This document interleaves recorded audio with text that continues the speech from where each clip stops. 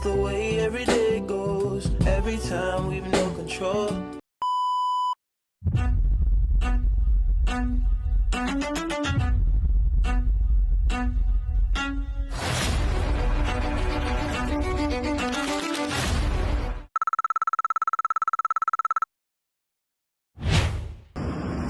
Corporate finance, we are taught to look at balance sheets and profit margins. But what happens when the biggest asset or liability is the invisible web of human relationship inside the workplace?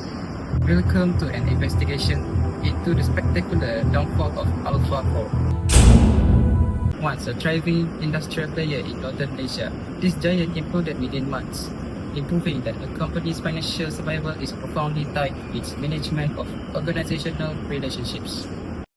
Our investigation revealed that Alpha Corp was crippled by a rigid bureaucracy, a formal hierarchical structure backed with excessive rules and procedures.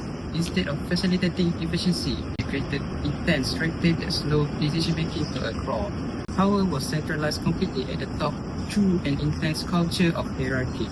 Those in leadership used their position to enforce complete obedience, effectively silencing any dissenting voices.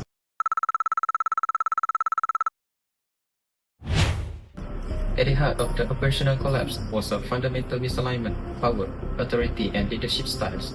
Let's look at the managers responsible. Look, I built Alpha Corps. Power is ability to control and influence other behavior and actions to achieve our objective. I used an autocratic leadership style to make sure I make quick decisions and clear instructions to reduce ambiguity. If employees suffer from low morale, that's their problem. I have the right to enforce compliance. Well, the boss gave me full responsibility for the importance of EV battery project. Delegation is made to share the workload and empower team. So I took a hands-off approach. So I allow my team to work independently so that they can be expert. But delegation requires clear communication and support. Without it, the laissez-faire approach backfired spectacularly. The project suffered from a total lack of direction, leading to absolute chaos, missed deadlines, and severe accountability problems.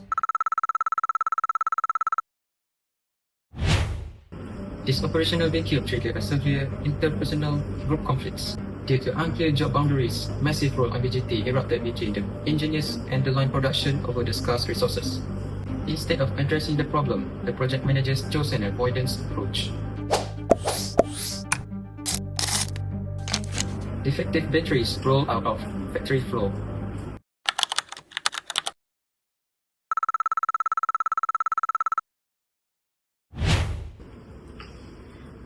I don't care about battery data at this swap. If public find out, our stock value will drop. Hide the number in a financial adjustment, or your career will over. Miss, as a professional management accountant, I must follow our professional code of conduct. So I am required to act with honesty, integrity, and objectivity. So I cannot change this report because it will violate our financial reporting rules and professional ethics. In this company, my word is the only law that matters. Then you leave me with no choice. I will be taking this directly to the independent board members.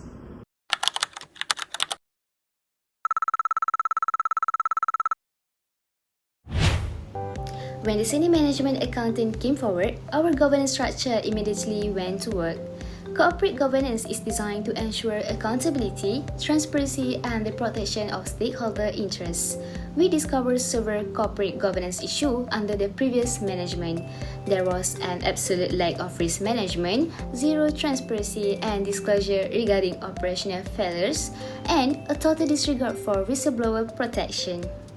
Maintaining an independent board means preventing conflict of interest and exercising our legitimate authority to protect the long-term sustainability of the firm. Effective immediately, the board has terminated the ex-CEO and hired a new leader to systematically rebuild our organizational culture.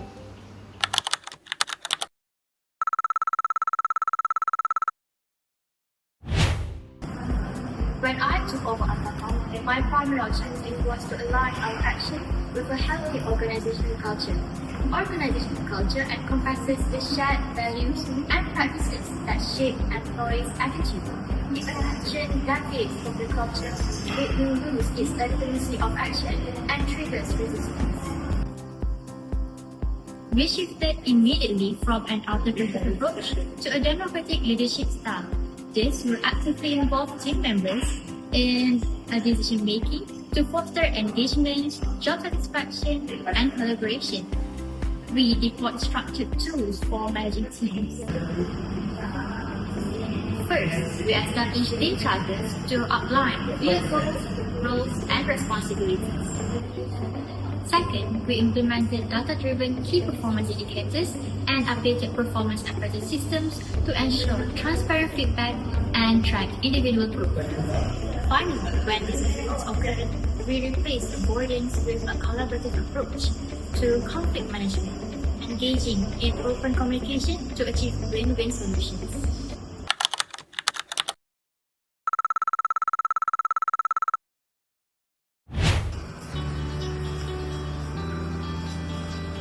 Now, to finalize, we have seen that Alpha Corp's journey has proven that a company is not merely a machine driven by numbers.